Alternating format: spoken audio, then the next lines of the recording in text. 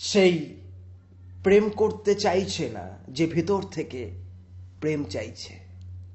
সেই প্রেম করতে চাইছে না যে ভেতর থেকে বারংবার প্রেম চাইছে। তবে এই মুহূর্তে আমি ভেতর থেকে আপনার কাছে আমার জন্য কিছু চাইব না। আমি চাইবো আপনি এগিয়ে যান অসহায় অবলাদের জন্য। কারণ ক্ষুধার অর্থ যারা বুঝেছে তারাই ক্ষুধার্ত। এই পরিস্থিতিতে দাঁড়িয়ে অসহায় অবলারা ক্ষুধার্ত। আপনার কর্তব্য এবং দায়িত্ব এই সকল অসহায় অবলাদের পাশে থাকা। যাই হোক, এগিয়ে যাবেন। তবে এই মুহূর্তে আমি এগিয়ে যাব না, পরবর্তী মুহূর্তে যাব। তবে তার আগে এই মুহূর্ত থেকে আপনাকে জানাবো নমস্কার, সালাম, আদাব, হাই, হ্যালো, আমি Apurba Ray. Welcome to Apurba Roy philosophy. আমার বিশ্বাস আপনি ভেতর থেকে সুস্থ আছেন এই সুন্দর মায়াবী পৃথিবীর বুকে। দেখব কোন রূপ সুন্দর প্রশ্ন এই মুহূর্তে আমার কাছে আছে। মিষ্টু দাস বাঁকুড়া ওয়েস্ট বেঙ্গল থেকে প্রশ্ন করেছেন। ওনার বয়স 20। উনি বলেছেন, দাদা বলবেন সঠিক মানুষ কিভাবে চিনব? আশা রাখি আপনি অ্যান্সার দেবেন।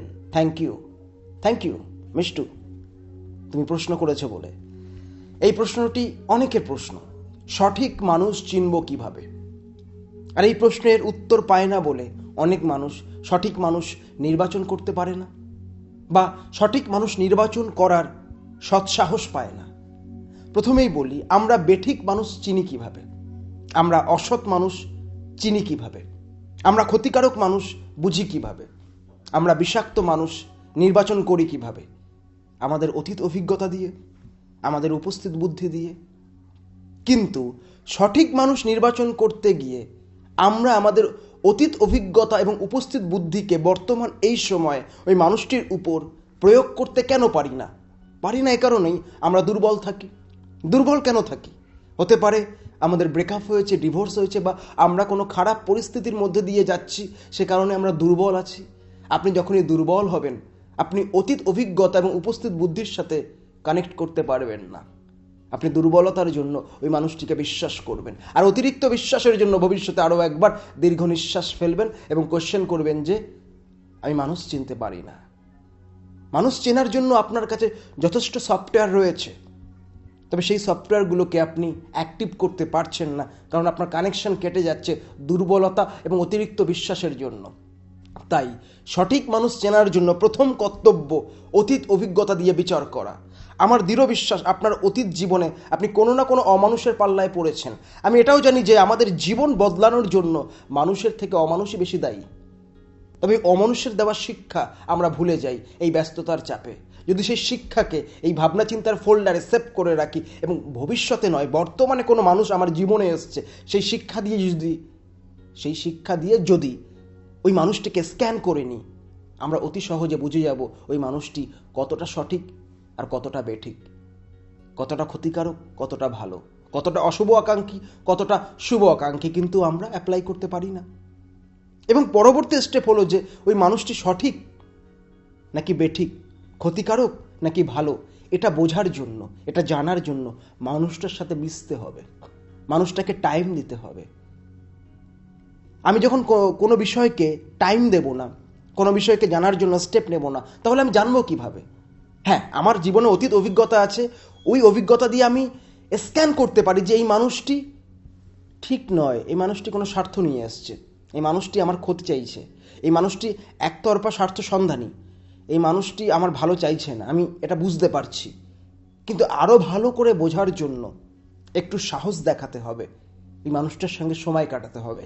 এবার প্রশ্ন, ওই মানুষটি কোন রূপ মানুষ? ওই মানুষটি কি হঠাৎ আসা কোনো সেলসম্যান, হঠাৎ আসা কোনো ব্যাপারী, হঠাৎ আসা কোনো পথপ্রদর্শক, হঠাৎ আসা কোনো সহযাত্রী? আমি জানি না। তবে মানুষটি যদি জীবনের পথের যাত্রী হয় এবং সঙ্গী বা সঙ্গিনী হয়, তাহলে সেই মানুষটার ভিতরে কি আছে সেটা জানার জন্য অবশ্যই টাইম দিতে হবে। এবং সময় দেওয়ার পর, কিছু কাল পর, কিছু মুহূর্ত পর আপনি অতি সহজেই বুঝতে পারবেন যে ওই মানুষটি সঠিক নাকি বেঠিক। তাই সঠিক মানুষ চেনার জন্য ফার্স্ট পয়েন্ট অতীত অভিজ্ঞতা দিয়ে ওই মানুষটিকে স্ক্যান করা, সেকেন্ড পয়েন্ট উপস্থিত বুদ্ধি দিয়ে ওই মানুষটিকে বিচার করা, এবং পরবর্তী পয়েন্ট স্টেপ নেওয়া, সাহস দেখানো যে মানুষটির সাথে মিশবো, তাহলেই তো জানবো, নাহলে জানবো কিভাবে? আপনি আজকে ফেসবুক বা ইউটিউব ব্যবহার করছেন, আপনি একবার নিজেকে কোশ্চেন করুন, প্রথম দিকে আপনি ফেসবুক বা ইউটিউব অতি সহজে ব্যবহার করতে পারছিলেন কি? পারছিলেন না। সময়ের হাত ধরে, সময় দিতে দিতে এই ফেসবুক আর ইউটিউব বা অন্যান্য অ্যাপ্লিকেশন এখন জলভাত হয়ে গিয়েছে। আপনি এখন অতি সহজেই ব্যবহার করতে পারছেন, গ্রহণ করতে পারছেন। সেরকমই এই বিষয়টা যে মানুষ সঠিক না বেঠিক, এটাকে জানার জন্য মিশতে হবে, জানতে হবে। আর জানলেই আপনার অভিজ্ঞতা সঞ্চয় হবে। আর সেই অভিজ্ঞতা নিয়ে বসে থাকবেন না, অ্যাপ্লাই করবেন। খুব ভালো থাকবেন এই পরিস্থিতিতে।